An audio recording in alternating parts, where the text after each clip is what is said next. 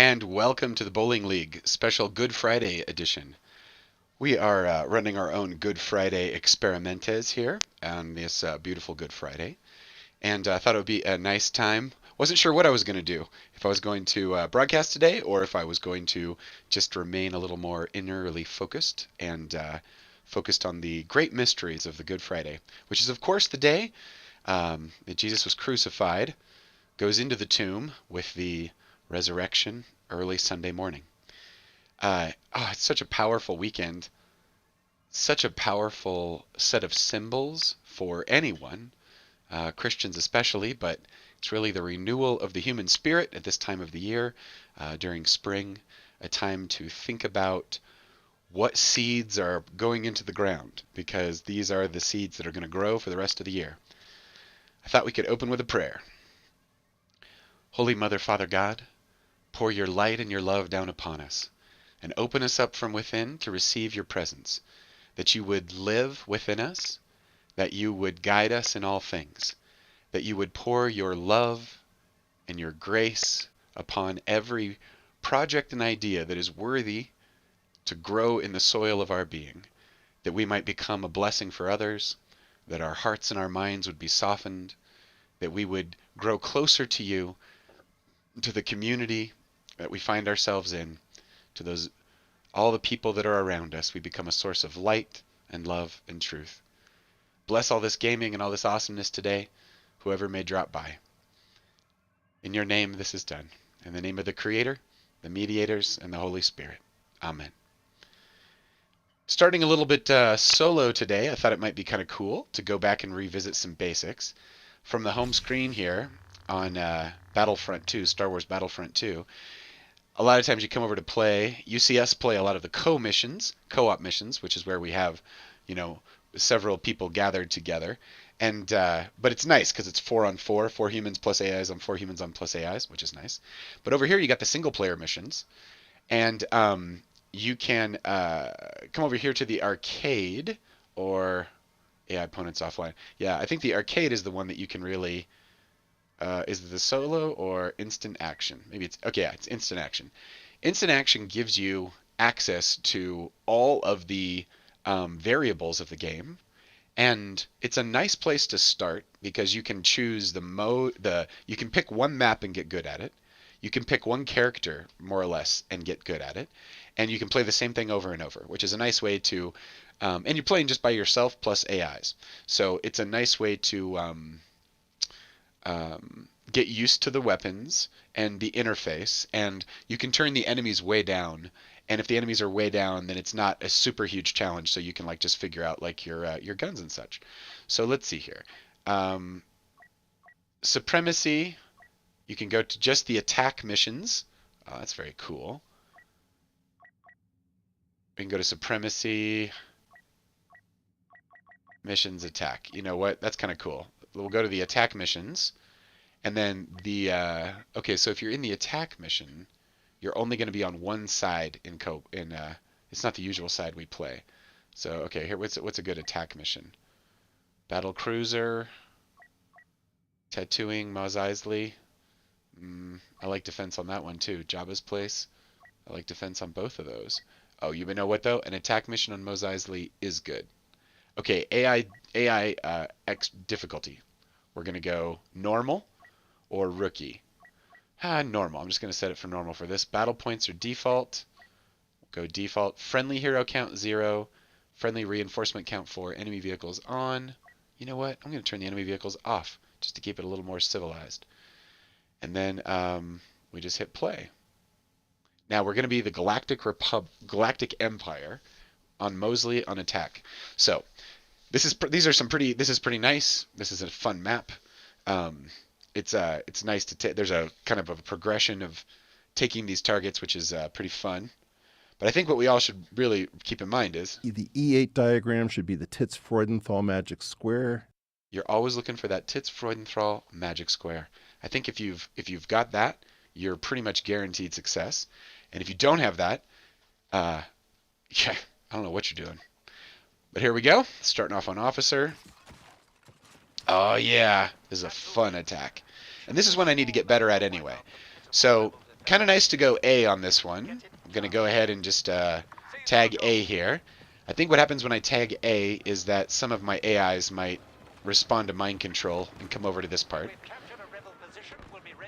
But, oh, you know, I'm playing the map, but this would be a pretty good time to get used to guns and such.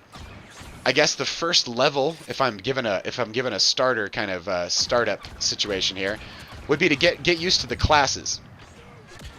Oh man, they got me. Get used to the classes. You know what? Why don't I just do that? So here, the classes. We go change character. All right. Assault. Your assault class has a better gun and better grenades. You get, even at the very low levels, you get pretty strong weapons, and they're fast, but they don't have as many hit points, and they get, you know, taken down a little quicker. Your heavy usually has more hit points, better defense, but is slower, and their gun usually comes up slower as well.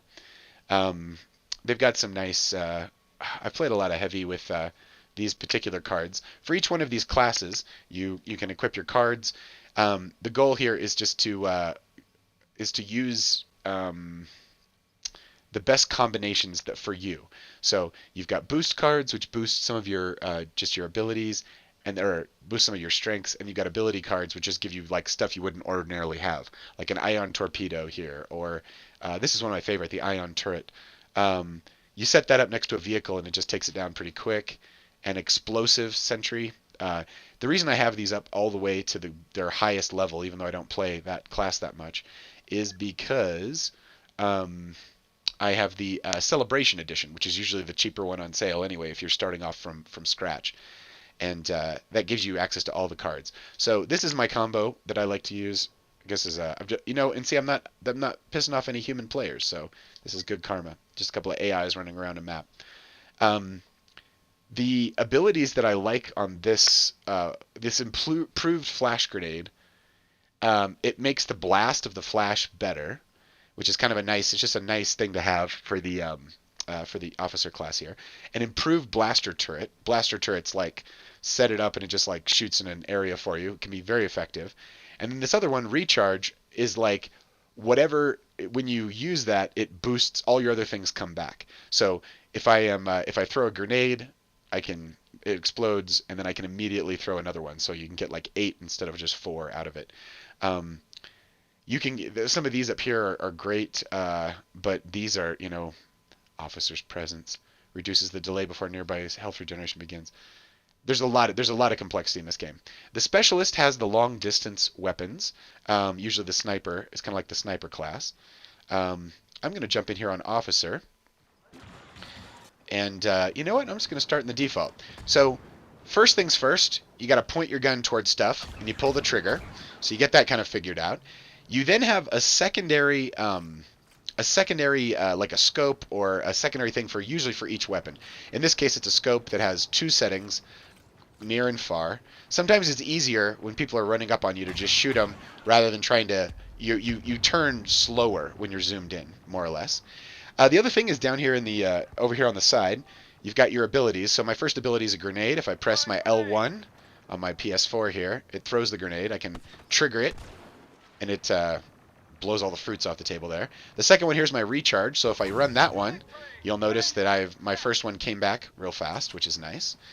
Getting a reboot here. This one is the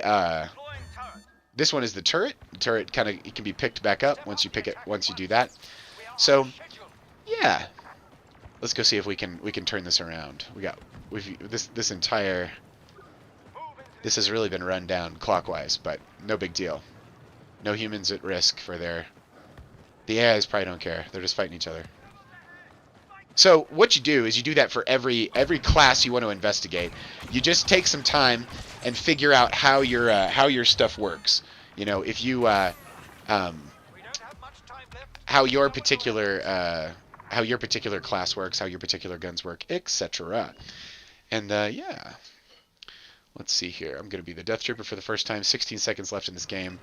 I don't think I've ever not captured A before, so this is fun though. This is a mode where it doesn't quite matter. The Death Trooper's amazing. Got this great flash grenade. He's got this hot mode, and then he's also got this stim pack mode where he's like more or less invincible for a while. So once you hit the end of the round that you've played, it'll give you usually a little summary. No, I didn't know it gave you credits in here. But you can just basically, you can quit, which will take you back out to the mode, or you can just press square, which is to play again. So we'll go ahead and do this one for real and try to actually get something done here. What do we got going on here?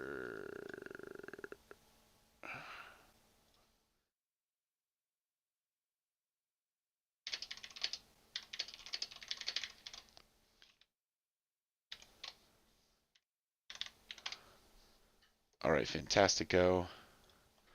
I'm going to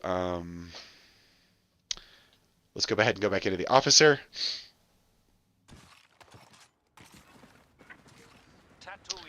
And we'll see how this goes. All right. So 5 minutes. Bigger thing. When you're attacking, there are these three, A, B, or C. You have to stay on A until that little hexagon fills up. 1, 2, 3, 4, 5, 6. Hexagon? 6? I think so. And anyway, you gotta wait until that fills up, and you gotta keep it until then. If you get in close to someone, you can clobber him with your head. Oh man, that was the Wilhelm scream. We got an official Wilhelm scream out of LucasArts. There's another Wilhelm scream. Wilhelm scream was a famous piece of audio trivia that they would throw into movies, and Lucasfilms are notorious for having lots of Wilhelm screams in them. Star Wars series has lots and lots of Wilhelm screams in it. God dang it! I don't even. All right. Okay, let's just get focused here. Let's find someone. Oh, you know what I'm doing? I'm rebooting with these AIs, and they're not. I'm so used to playing with humans, and we're all coordinated, that these AIs don't know what's going on. So we're gonna go capture A. Guess we're gonna have to fight our way there.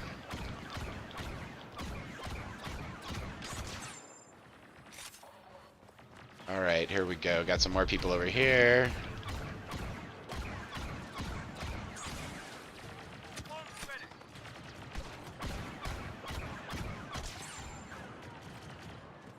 It's kind of cool. This is like stuff when you mix people in, it kind of always goes a certain way. This is a little unpredictable for me, which is a nice training, I suppose.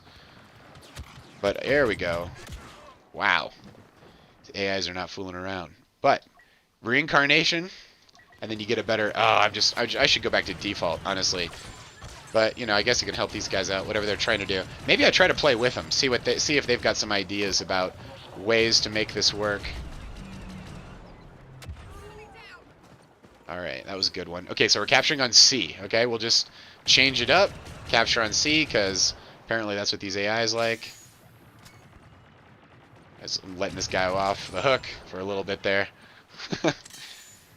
Yep, but that's the idea. You can see the, I'm kind of over it on this, but when you see on the map, you can see where A is, and then, or in this case, where C is. Oh. Cool. Sounds like Sean might want to join in here in a little bit. But as long as no one else cares or wants to challenge me here, I'm fine with just capping on C. I got no help from my AI brethren. I got no opposition from the other ones either. Here comes some.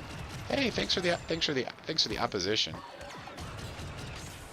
God dang it. All right. Boom. There it is. Ah, they're on to me. They're gonna give me a run for my money.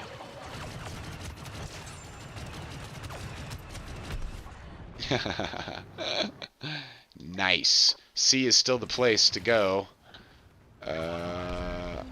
Yes, I want to win this. Whoever's yelling at me in my ears, whoever's trying to motivate me through sheer animal aggression, let's go. Let's get rid of these nerds. Let's go get on C. C seems pretty effective. Hey, let's move it, guys.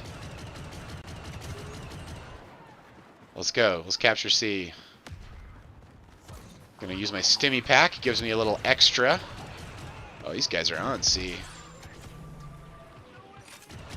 When the grenade goes off, they're concussed for a little bit, which is nice. This is kind of a nice way to break up a crowd. my I was able to run in and punch that guy quicker than my gun would have cooled down. Wait, ooh, we got some opposition over here. Okay. Jeez, got a Wookiee grenades are the strongest grenades. All right, get rid of these nerds. All right, and there's a Wookiee over there somewhere. Guess these AIs aren't into capturing. I think it actually goes faster when more than one person captures, which is nice. Anyway, I'm going to finish out this one, and then looks like we might have some people wanting to join us online. Sean's a remote player for us. Joins in occasionally, though. Hey, Sean, if you're out there, I'm almost done with this one. Okay, so there we go. We captured A, or C in this case, and now now there's a little bit of refractory time. Then it gives you this 10-second countdown, and it shows you where the next objectives are. And you have to stay here on the right side of the map until the new objectives kick in, and there's a B and an A. I think I like A on this one, too. Man, they're throwing in some heroes. I guess the Ewok is just the enforcer class for the rebels. So not a true hero. But also annoying when there's a little AI in it. I'm used to that only being people. On the levels on the levels that we play together, when we get a team going, we don't have AIs and Ewok bodies. That's wild to see an Ewok play like an AI like that. Okay, so we'll shoot our way back into this little courtyard, and the A capture is back in there. This is actually a nice strategy to come from this side. It's much easier to come from this side than there's one little door over there on that side that you have to go through to get this. But yeah, and this is kind of like, this is a nice technique. Just work the corner. Oh, what do we got? We got a Wookiee over here. What is going on with this?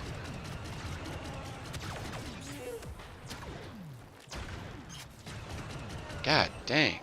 There's mean Wookiees out here. Alright, I'm gonna hold back, heal a little bit, wait till my health comes up, and then I'm just gonna keep working the corner. Like using the corner for cover, you know, only reveal someone's behind me. Someone's behind me. Only reveal what you have to. Okay, but this is nice, because now we're back in black with the Death Trooper. And let's see what these AIs are working on here. What is this little crew working on here? Okay, I think I know where I'm at. These AIs are not missing often. Wow. This is okay. So now we're on A.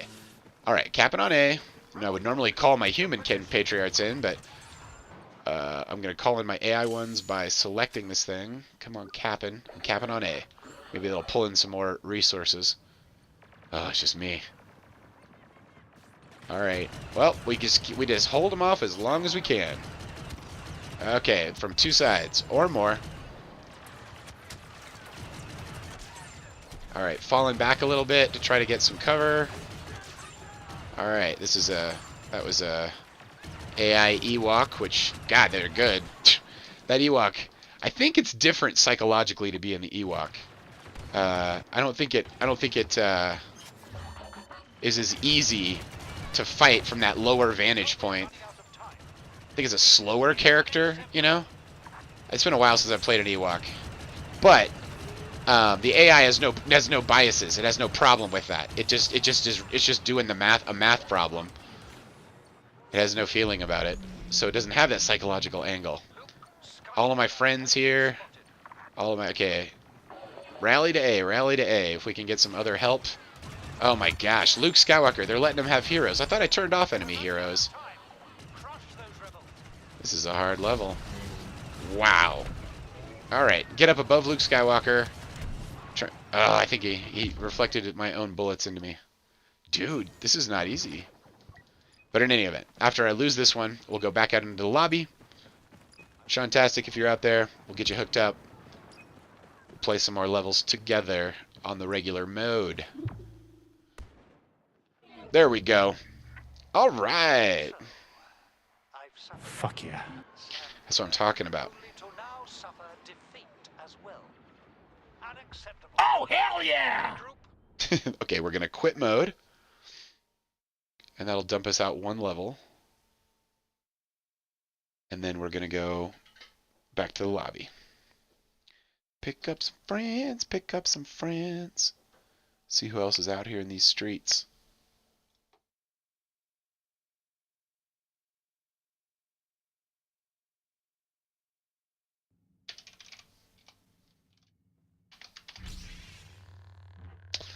Okay, coming back up here, making a new party. Sean's out here in these streets. Deadpool's out here in these streets. You know what? I'm just going to invite everybody. I can invite. Cast a wide net here. And then we'll see if we get some humans back into the party. And while we're waiting for that, we can go ahead and dive right into some co-op missions. I bet there will be a little lag time there between invite and reception. Let's just go ahead and take a short break, see if we can get this rolling, and we'll be right back.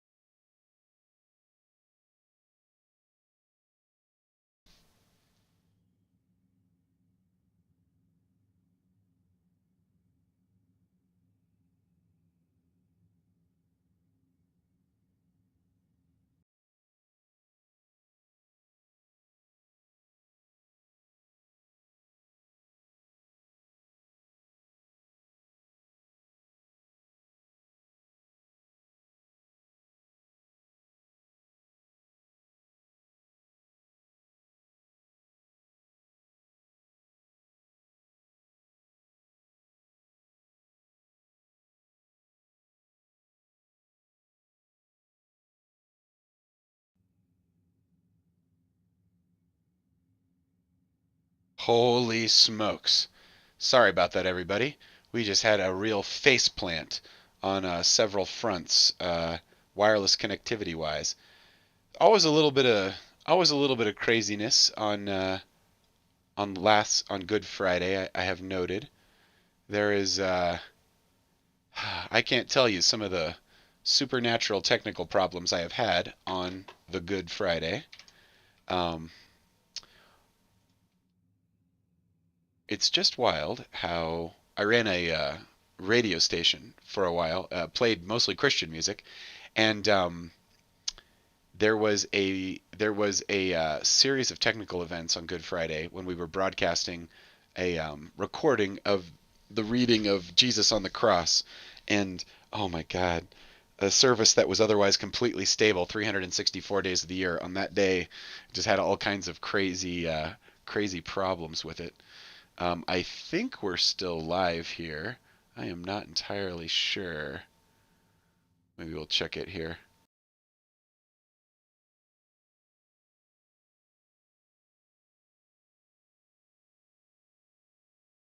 Services here are crashing and rebooting successively.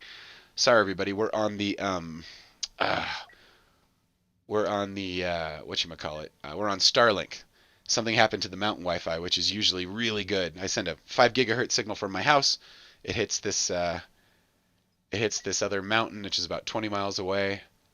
Maybe it's a little farther, and then it goes down to some fiber optics, and it's very good. It's very good. I'm gonna re-invite everybody here and see if that takes. And while that's happening, I'm just gonna see if I can actually jump into this thing here. But yeah, got some Ghosts in the Machine on Good Friday. Welcome everybody. You can see we got quite a few people tuning in here from the various areas of the world.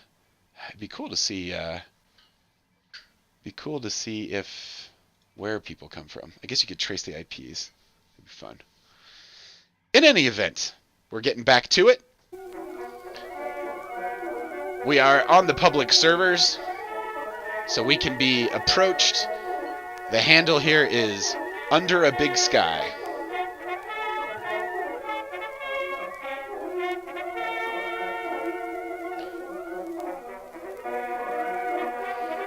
If you want to join us, go to maps.decorio.com. That's kind of where we rally once a week.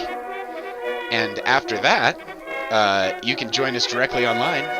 This particular game is PlayStation 4 only, but you can join us on Twitch. We've got great chat happening in Twitch. That's where Pando, our semi-rabid raccoon, comes from up there. That's our Pando animal. You can talk to that thing, but don't feed it. It's not real. It doesn't need real food. It runs on electricity. I've never seen it die. We've never fed it once, so I mean, it's basically an infinite life kind of creature. But yeah, just an invitation. If anybody wants to drop anything in the chat, feel free. If anybody wants to jump on, feel free. If anyone wants to join the rally point at maps.decorio.com, also feel free. And yeah, just happy Good Friday. The Good Friday experiment. I was listening to Rick Doblin on the Joe Rogan Experience this week, and he was it's a great one to remember, but essentially they gave divinity students either a placebo or a dose of mushrooms, so it was pretty strong. And then they had the reverend who was in on it. They gave a great grand speech, a grand, just fun, awesome sermon for Good Friday. And they knew that these cats were going to be, half of them were going to be tripping. They didn't know which ones were going to be tripping and which ones were just going to get niacin, which is just gives you like kind of a skin flush, so something's happening, but it's not going to be a psychedelic. And what they did is they followed up years later. Rick Doblin did some psychedelic research and followed up years later on these subjects who reported, many of them reported having a mystical experience, just an experience of being a part of something larger and a part of something grander than just themselves. And this gave them a deeper and more compassionate connection and understanding to their religion. So even if they weren't strictly religious before, they could somehow see and access the depth of their own teachings that they had in their head took on new meaning, and they were able to get more out of it. And I think this is a nice balance with the psychedelics, is that, it requires work on your side. So a strong pursuit of God in all states of consciousness, a pursuit of love, a pursuit of the source of everything that one can discover inside oneself. If that is a strong desire of yours, then you are probably in the neighborhood, or at least you are in the right zip code for having an experience of said thing. But those experiences, they can happen when you're completely on the natch as well, especially when God's involved. There's you don't need caffeine to get up in the morning, but when people get up in the morning and have a little caffeine, they sure report it being a little easier from finding the willpower and the energy to carry on. I don't personally use the caffeinated beverages, but I have witnessed their effects and their power on my society and on my fellow man, and I would never take someone's caffeine away from them. Boy, that stuff's strongly addictive, clearly. I've told the story before, but maybe it's worth repeating. I was working for a college that was based out of Salt Lake City. Most of the people I work with at the home church, at the home office, were in fact Mormons in Salt Lake City, which put them in the birthplace of Mormonism, Salt Lake City.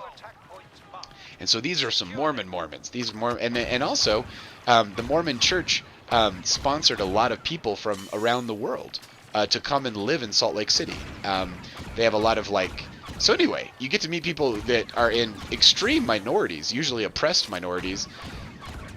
In a way, it's like somebody dumped a UN out onto the street, which is awesome because you just see, you see cultural conventions being observed that you would otherwise never have a chance to be around. And that was what was nice about living in Chicago too. Chicago has a very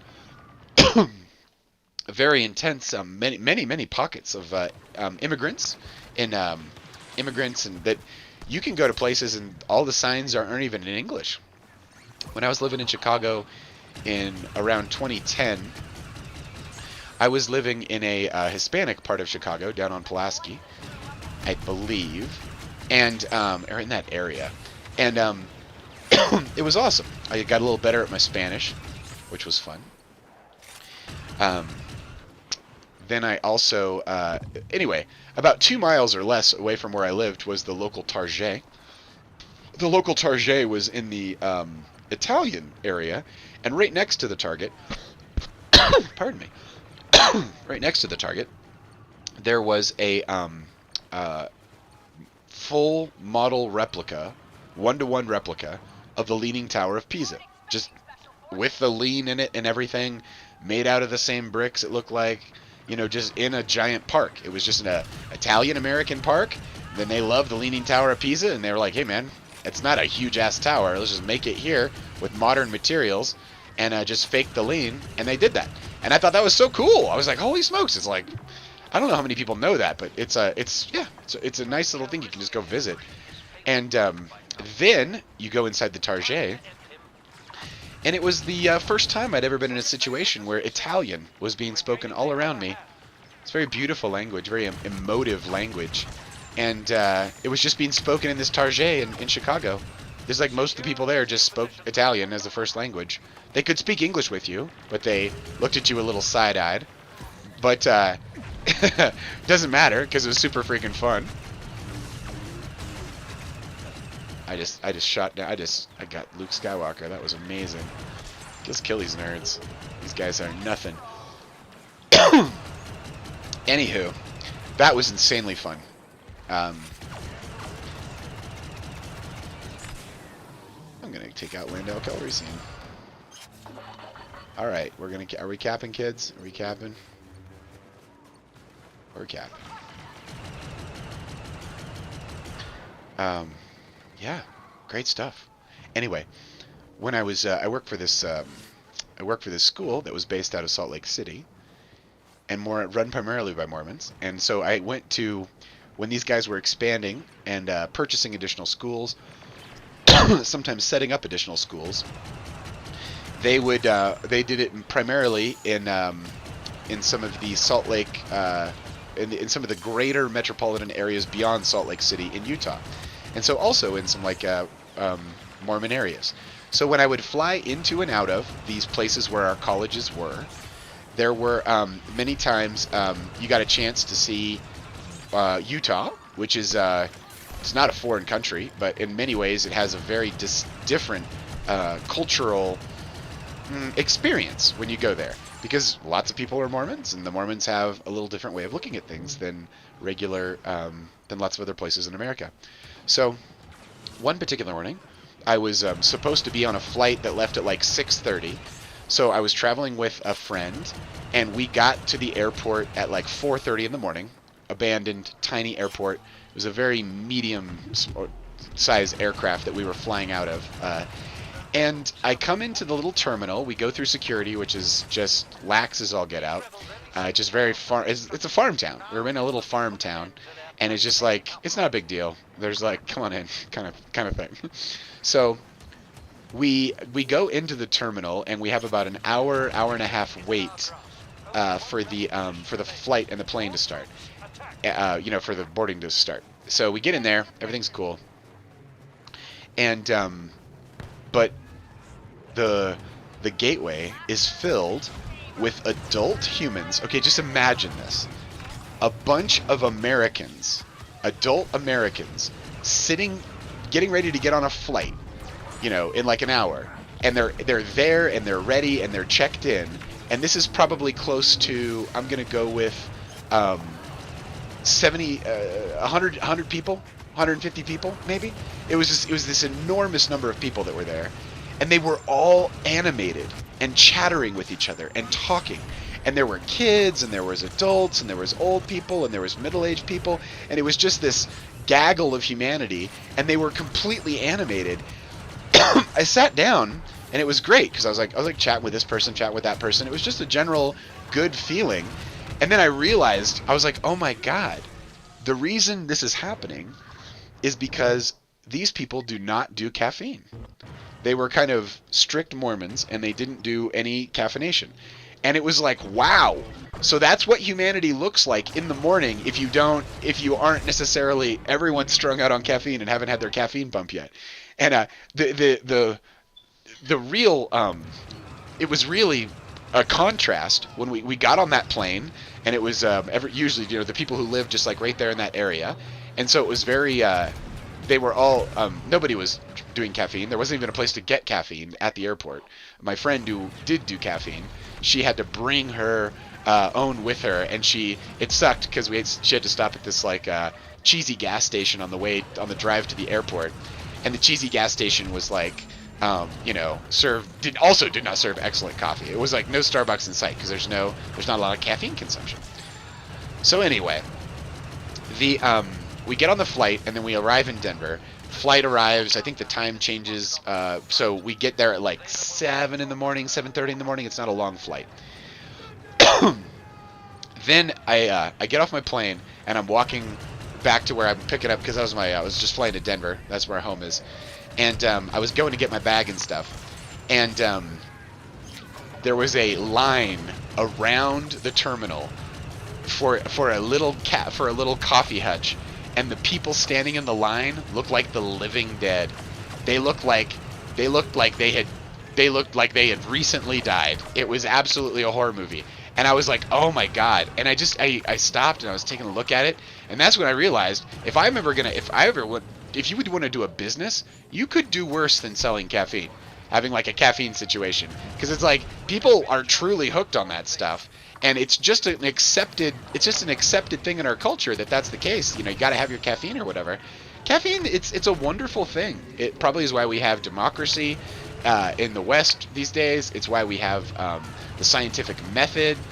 There's a lot of things you can attribute to the coffee houses in England starting to brew coffee and serve it to people. Up until that point, the only beverage you could get that wouldn't kill you was alcohol, so it was beer. People drank beer like morning till night. But when you have that sweet caffeine, because you need to get it from coffee, that means you boiled the water, which kills the germs. These are people without the germ theory, remember? And then you can drink it. So instead of waking up and having a beer, imagine what your day's going to be like. That's everybody. And then all of a sudden, there was people who were waking up and they weren't having a beer. They were waking up and they were caffeinating themselves.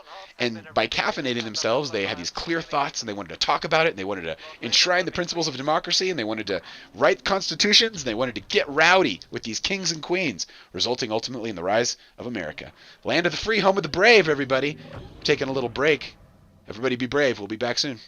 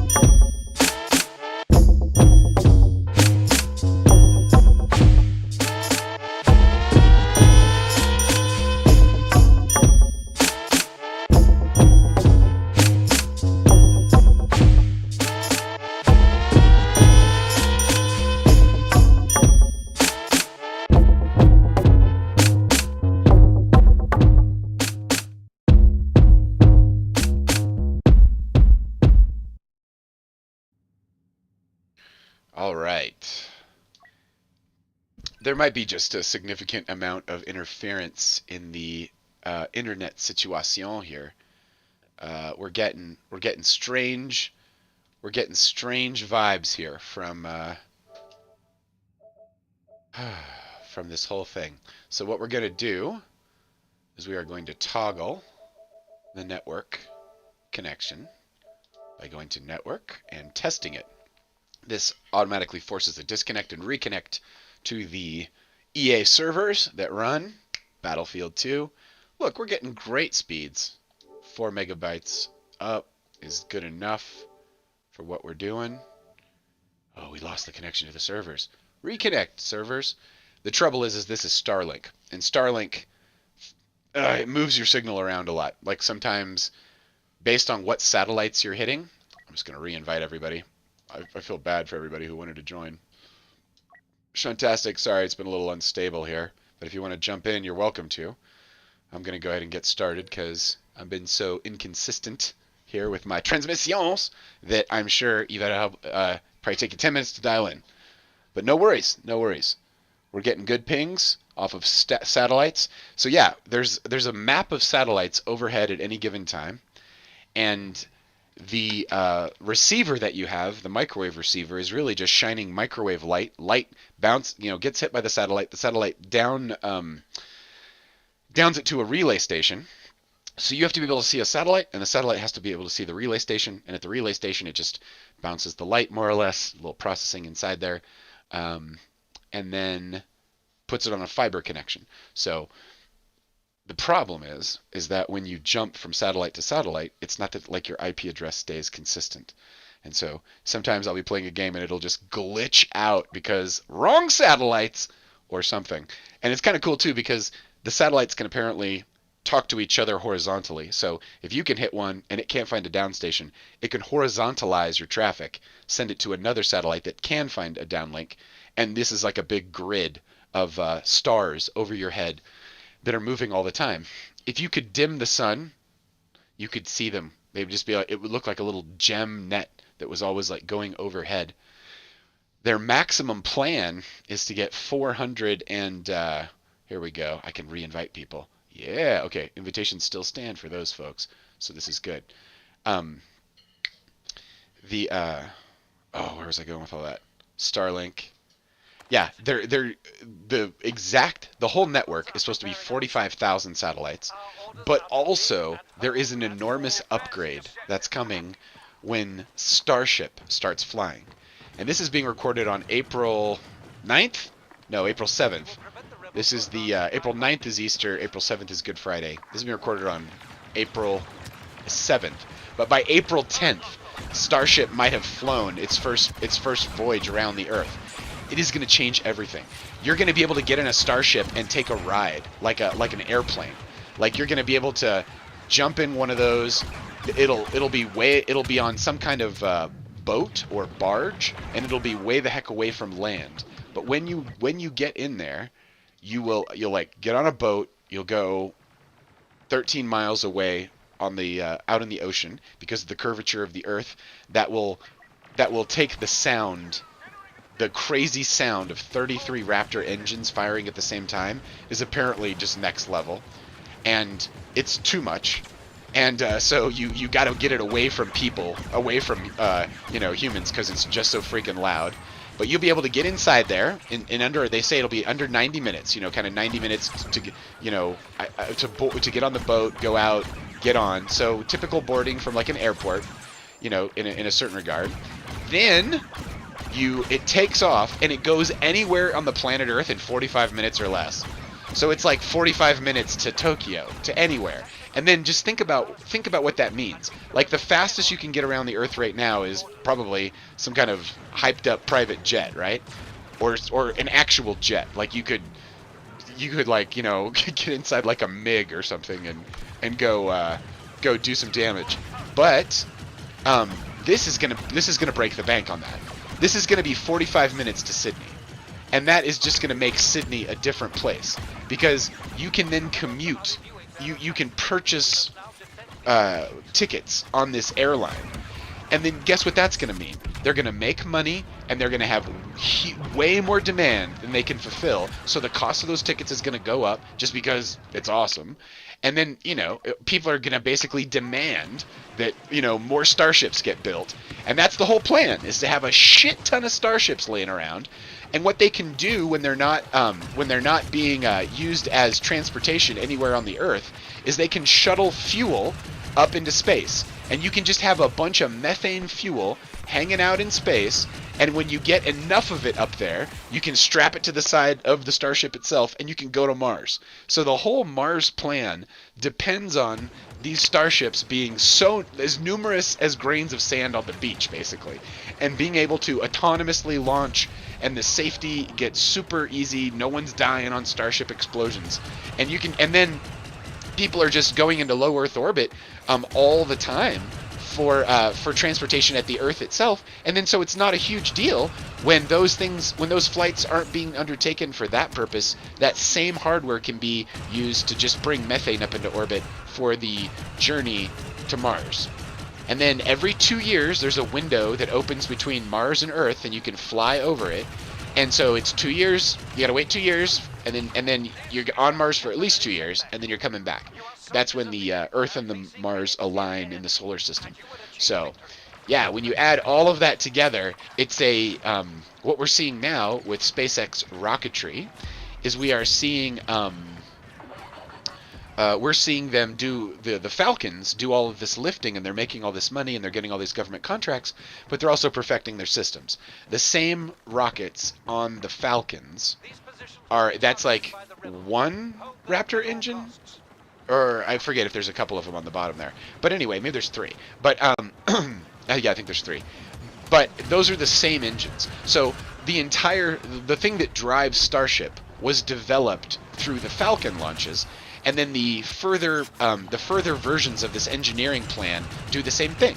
They rely on, Starship getting good and perfected, and once Starship is perfected, you can just really easily bring the fuel and the tonnage necessary into orbit and then take it with you over to Mars. Before the first humans go to Mars, there will be many missions sent to Mars that will be more or less autonomous. Those will very likely go to Mars and land and then just chill out.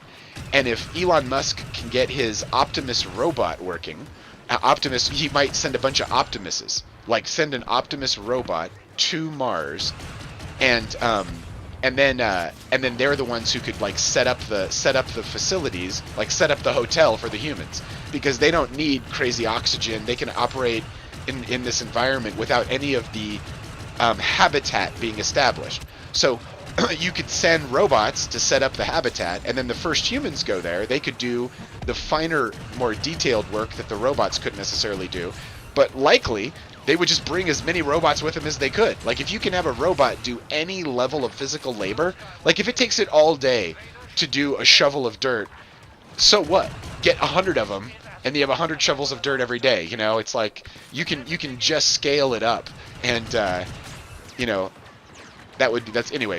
it's a very exciting plan, because you're watching the engineering behind it all manifest in front of your eyes. Like, that is what is so exciting about watching a SpaceX launch, is that every single launch they're learning new stuff, and they're getting better, and they're becoming just they're perfecting those systems, and every time they learn something, the safety profile goes up.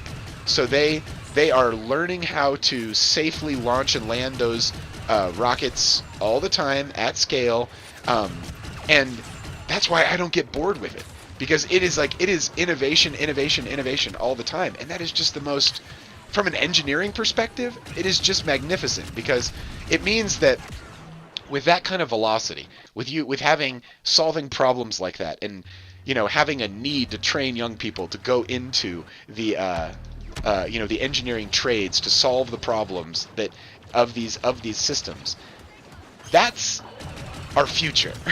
Like, that is how we get better. Like, there's like hydroponics. There's levels of hydroponics that use just spritzes of water.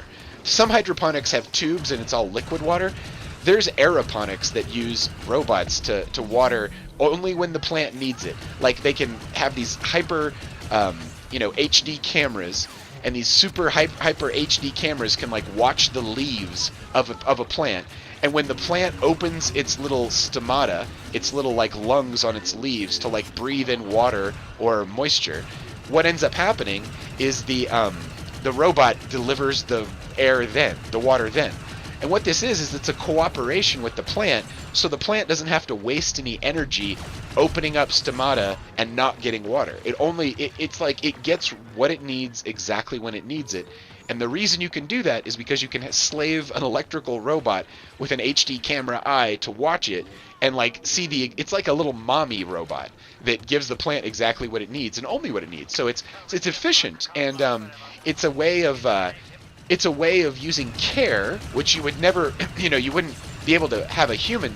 Having a human there would be too costly, but having a robot, oh my god, make more robots and you can have more plants. So all of this engineering of matter, the valve systems that control the flow of fuel, any thinking about pressurization and creating atmospheres and all this kind of stuff. There's just so many side effects.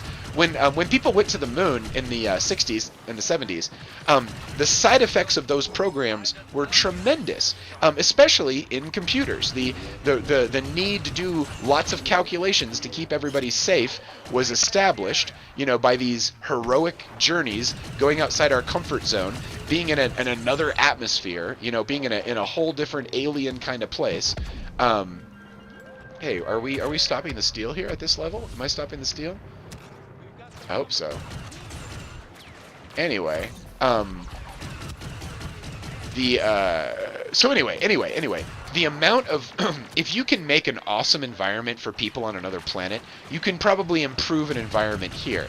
And if your atmosphere goes crazy here, or you have nuclear war and you put radioactive materials into the atmosphere and you can't breathe the atmosphere for 100,000 years, wouldn't it be nice to know how to make an atmosphere, by a machine? Wouldn't that be a good, because humans need that. And if we're going to torture it with bio releases of lab material, or nuclear conflict, or any kind of fallout from radiological war, if we're going to do that to this atmosphere here, it would be super nice to be able to have some humans live through that, because they knew how an atmosphere was made and what the technology was, and they dedicated generations of engineers to figuring it out. I think it's a worthy thing for humans to go, hey, how do you make a human aquarium?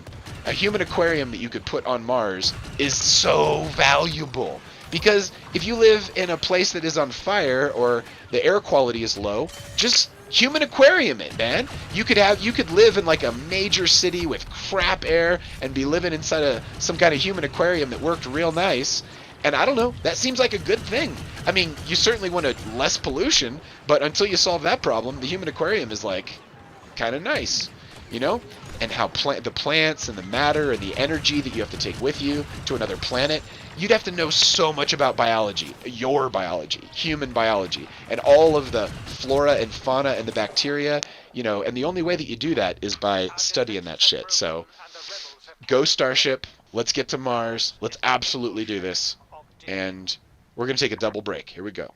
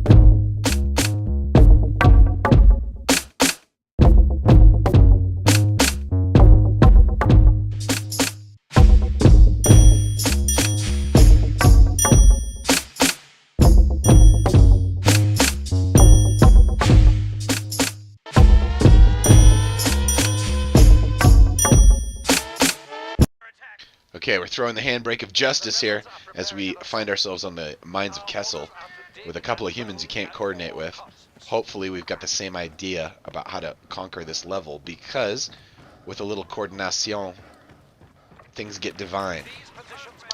This interface of Battlefront 2 is thought of as one of the greats. It holds up. It's more than 10 years old, I think.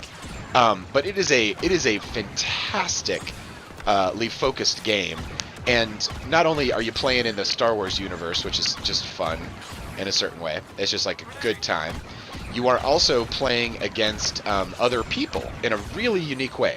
In this case, it's 4 humans on 4 humans. Here's Reach. I'm out here playing with the Reach. Wherever Reach is on a pattern, a life human loop, where he plays on the opposite side of the server at the same time that we do. So this person, who we've never met, is always hanging out, and is just one of the regulars on the server. It's kind of cool. I don't know. I love Reach, and I've never met that person. You know, I would if people were going to war, I go, hey, is Reach on the other side?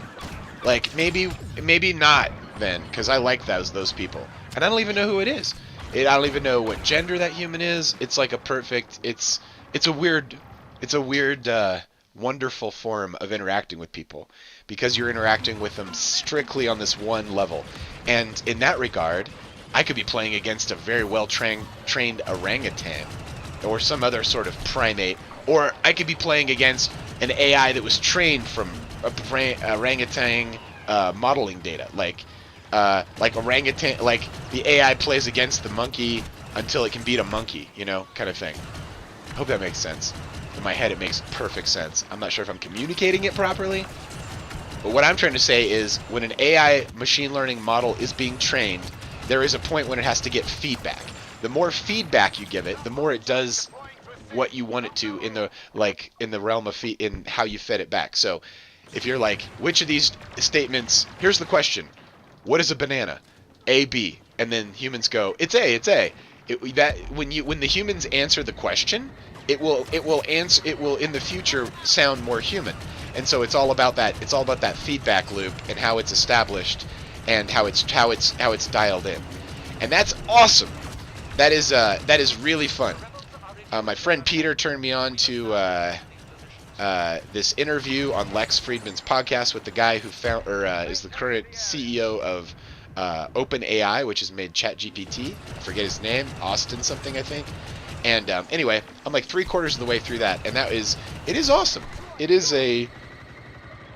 It's like watching an entirely new technology take hold of the human spirit. Yeah, Augie Animal, you got this idea. Defend the spice sands, baby. Let's go.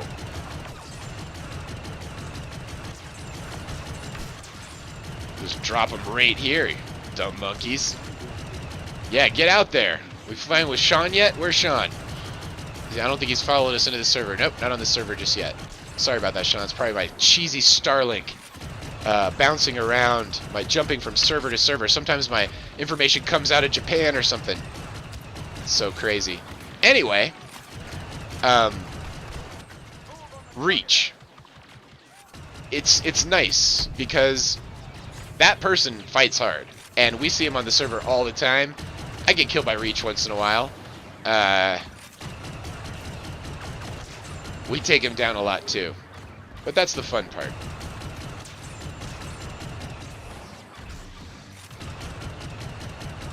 Interacting with humans through it's basically chess.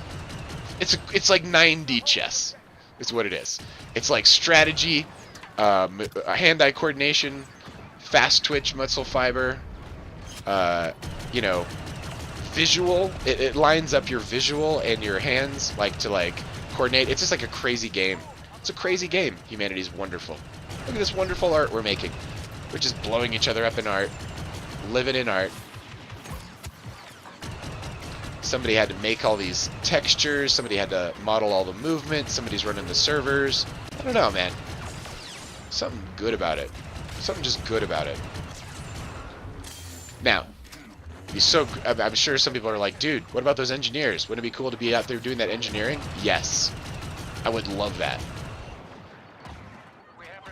How could I do that? I bet I could come up with a strategy to begin learning the engineering necessary to engineer a rocket.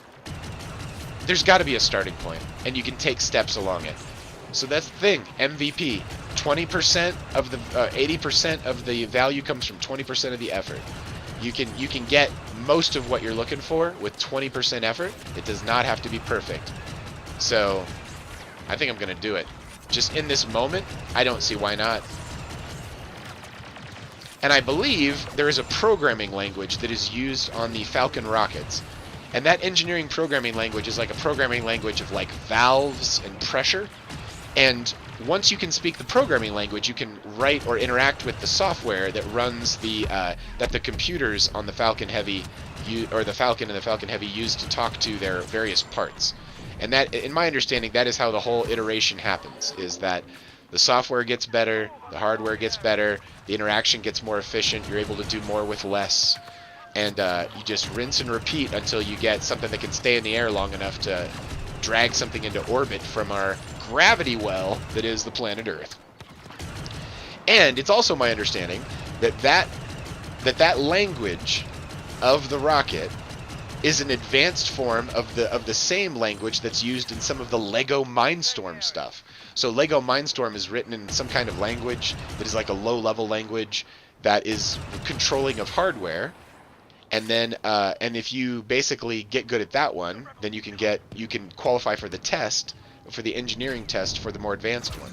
That is how you could get into rocketry. You could get in through the engineering/software angle, and why not? Let's do this. Making that a Good Friday/Easter 2023 resolution to get into and be able to access the awesomeness. Oh man, they got us on B there. Okay. It is. Oh, you fucking Yoda. The rebels believe they have the upper hand, but we shall prove them wrong. Get ready. Alright. We can shoot them from here just fine. They're running around. Okay, where are they coming? They're coming through here. There they are. What's going on? What's going on, nerd buckets? Is this your plan? Is this your plan to come down here and be a pest? Victory will surely be ours. Our defenses must shift to properly face the rebel attackers. New positions marked.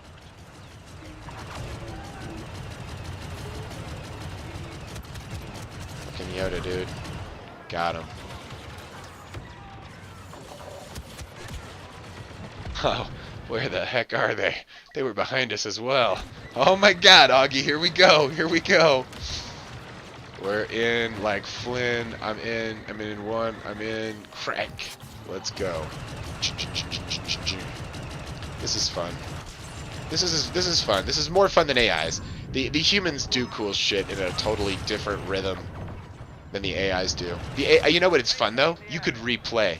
A good AI could just record the exact 40 seconds that a human does and then just replay it over and over and over and over again. The fact that they're behaving themselves, these AIs, these are civilized AIs. They stay put. They could just do the math on you. and could be infinitely better than you because it's their world. We're in a mathematical world, and of course the mathematical software could infinitely, crush the humans. So yeah, you have to tone it down in order to make it fun for the people to play, but you're already in a place where the computer can play it better, Oh, it's such a good shooting gallery. If Peter was there, he would have backed me up on that one. We would have tortured them for much longer periods of time. But this guy's involved in looks like some honest warfare. Let's go. Alright, A.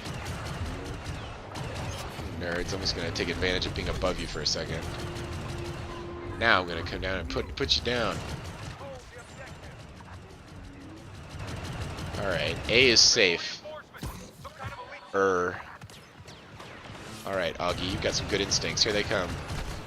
Okay, this is what we can just knock them down at the edge. Using the cover, using the cover. I knew that bomb was coming, I didn't care. Come on now. Get a grenade out here. Ah! Got 664 damage on that layup before she got me. She got me with the shiv. Alright, Augie, right with you in 3. Here we're happening. Alright, man. Alright. Walk to work day. Okay. Shoot on sight. Shoot on sight, that's what I'm saying. I see him. Let's get him. There's a hero down. There's one less hero in the world. God, what a bloodbath. Alright, Augie. Right with you. Let's do it. I'm with you. 3, 2, 1. Can't hear me. Love it, though. Oh, he's dead. Fine. Whatever. We'll take on this project. Whatever this project is. Plenty of great targets in front of me. All good.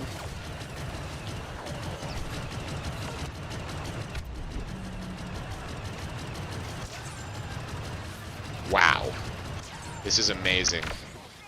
From a game design perspective, they did great by bringing us into this level of interaction. I mean, it could be walk to work day for everyone. That'd be the lamest game in the world. But it's not. It's like high speed, super fast, crack crack. I don't even know. I do not know it's equal. This game. This is a great time to love this game when none of the guys want to be here to play this game. Dude, if any of my dudes are out there within the sound of my voice, jump on the server. We can just talk. This leads me to we got to upgrade Garrett's. Garrett needs a better PC to do the crunching of the sound numbers. Okay, where's B? B's in trouble. Alright. B is in trouble, but no longer. Race Dolan, that was an AI he was fighting with there. God dang it. 5 seconds, 4 seconds, we're gonna get this win. We're gonna get this win. This win is ours. That's it, you nerds. We won. Yeah! This is super fun. Alright. Jazz Cabbage interlude, cuz, you know, who cares?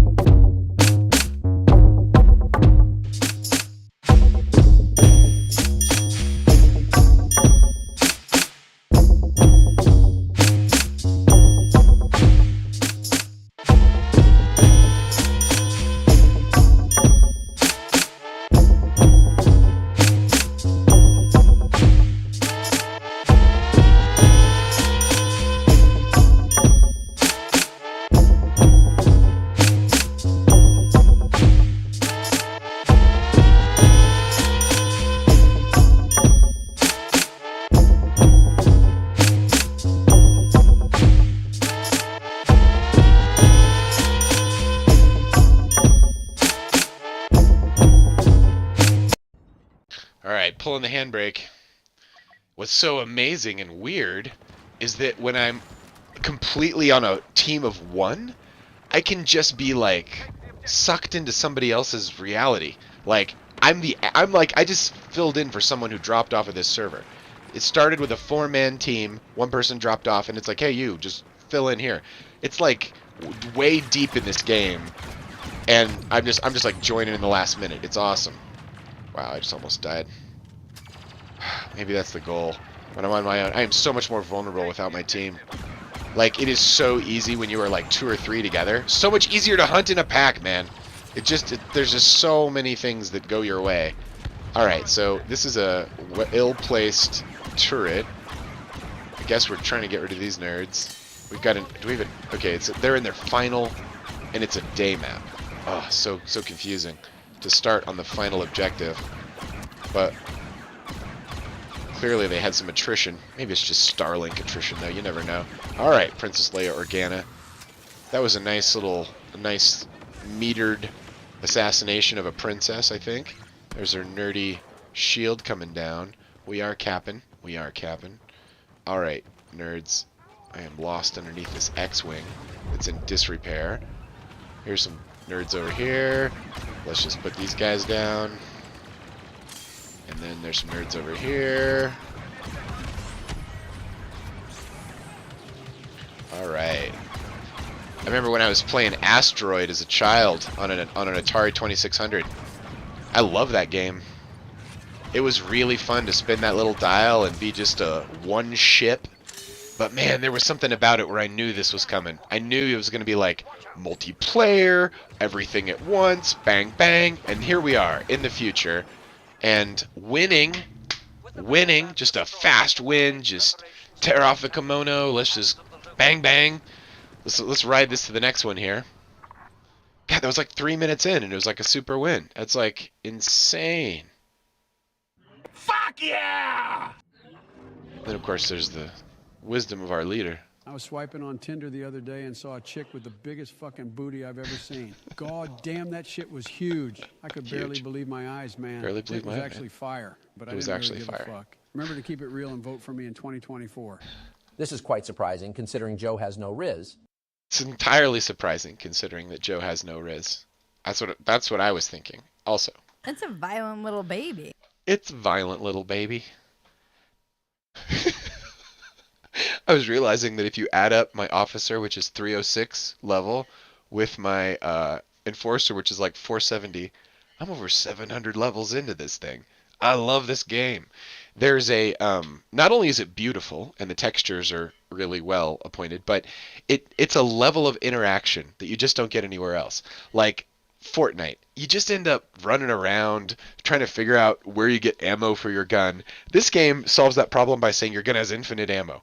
You just have a little bit of time you have to wait for it to reload, but you're not spending your time looking around for rounds and you're not conserving at all. It's literally time based. So if you're not shooting, you're essentially wasting a shot that could have been theoretically just, downranged at an enemy. And this is all to say that, here you go, Sean, last invitation. You know what? I'm just going to annoy these other people. I don't know how I became friends with these other people. Years of playing online, I tried to find other humans through the tools given to you by the PlayStation Network. It's almost impossible. It's so low bandwidth. And then it's super easy if you bring a friend to Workday and just drag people in with you from other mediums of life. It's wonderful. But I think I'm going to make I want to make more interludes. Good Friday was beautiful. I got up early this morning and have been working in the lab. I did get some music made, about 90 minutes of new music. Now it's going to be my job to go through that and excerpt the probably 2-3 minute segments that are nice, and I will turn that into some new Jazz Cabbage interludes. So we'll have some new stuff in that regard. And I also thought, what's stopping me from just making silliness? You could make some pretty abstract, crazy silliness, and just put that in between, and it would be super fun to just cut to something that was just barely made any sense. I think it would be refreshing. When I was a kid and Sesame Street was on, you'd have a show that was brought to you by the letter K and the number 2. Basically concepts. It was like archetypes were paying the bills because it was public. It was PBS, public broadcasting.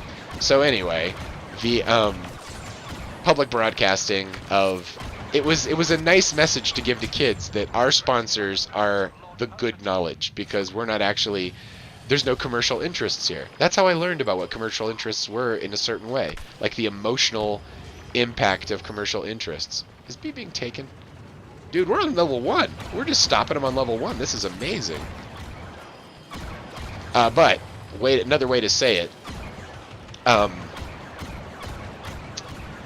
that was a nice little raft to hold on to as I was immersed in my culture where everything was for sale, that the integrity of journalists and whole news stations was compromised by their financial agreements and arrangements. And now they're just like, well, that's of course what we do.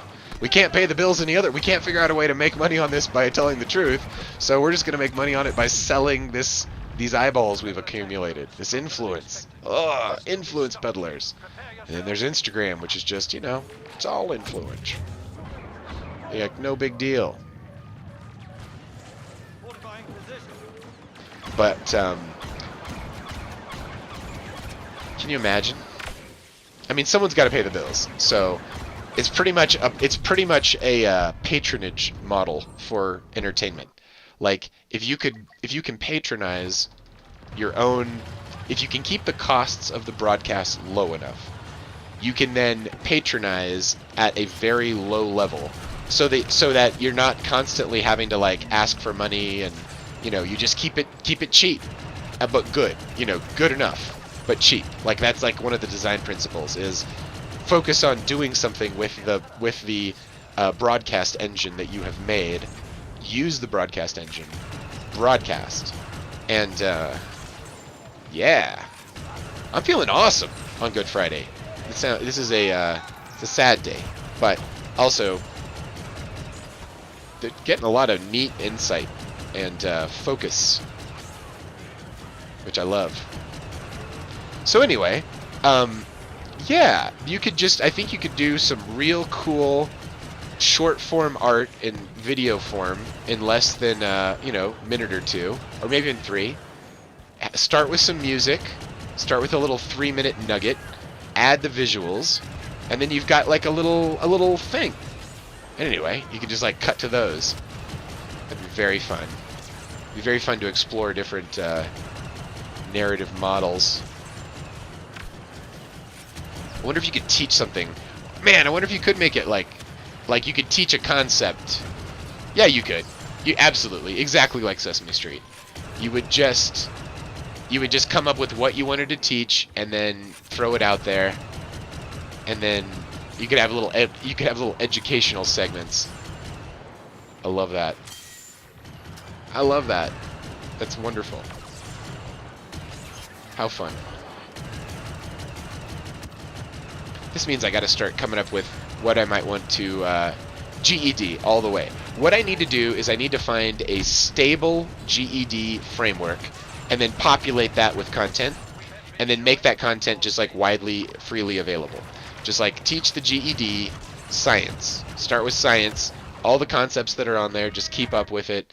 I should just start by taking the test myself. I should go down and take it and learn what it's like and do the whole thing. Find a good partner for it. Find a good place I could take people to physically. If you wanted to physically walk someone to a GED situation, but it would also be amazing to be able to do it online. So you could like really do it far and wide. And then it's international, and that's amazing. I know they have other things that they want to teach them in other countries, but the basics of a GED is probably very useful in a lot of places. My God, what a cool thing to do. That'd be such a fun thing to dedicate oneself to doing. Just like filling in all the gaps so that all the information and the teaching of it was just readily available. Absolutely. This is a good dream. So that is going to be super fun. And I think I've got a couple of nieces and nephews in my life who might be interested in helping out or participating or being guinea pigs. And I think some of them who are not have not finished high school would be mega interested in taking. What would it be like if you were supposed to be in the 10th grade and you could pass a GED equivalency? I think it would make you think of high school a lot differently. You'd be like, hey man, I feel like I've got this. I've got my equivalency, my high school equivalency, so I'm in the 10th grade, and I just got a couple years where I'm gonna rock these honors classes, or start a business, or do a bunch of projects, or, I don't know. What would a parent do if you'd already passed? You're like, hey, I'll go to college, but in 3 years. I've already passed my GED. I know I'm supposed to be a freshman, but that'd be such an interesting path, because you'd still have a little time to focus on, you wouldn't have to necessarily be like earning a living, and you could still be you could customize your education, really. You could have like a very hyper customized education. Man, we're actually doing great over here, guys. Like, we are holding them off. Also, they're taking B, just FYI.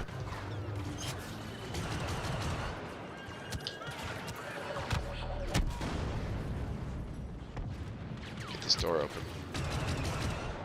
They're going to be coming right through here. Let's go. Man, they're just warping into existence, dropping out of the ethers.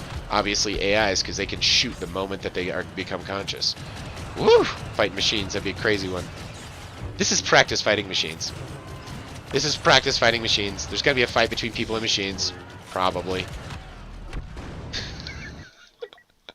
If it's some people are probably like, dude, you think there's not a fight between people and machines? There's totally a fight between people and machines.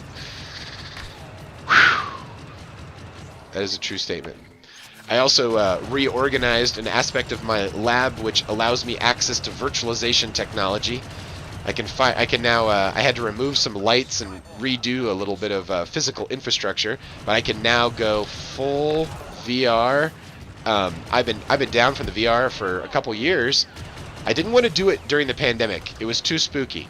It was too spooky to be locked in my house and be able to go into another universe. I was like, no, we need to save this universe, this physics, these atoms, local love. It was just too much. It was like, no, no, no.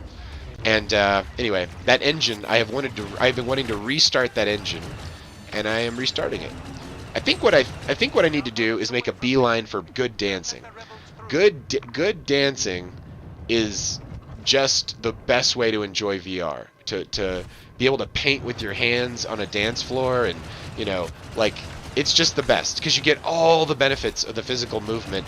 You get some of the socialization. You get excellent music. The VR dancing has the best music because it's all stereo perfect. You can, I mean, it's like a silent disco, except, you know, you've got the physicality of it, and it's super fun.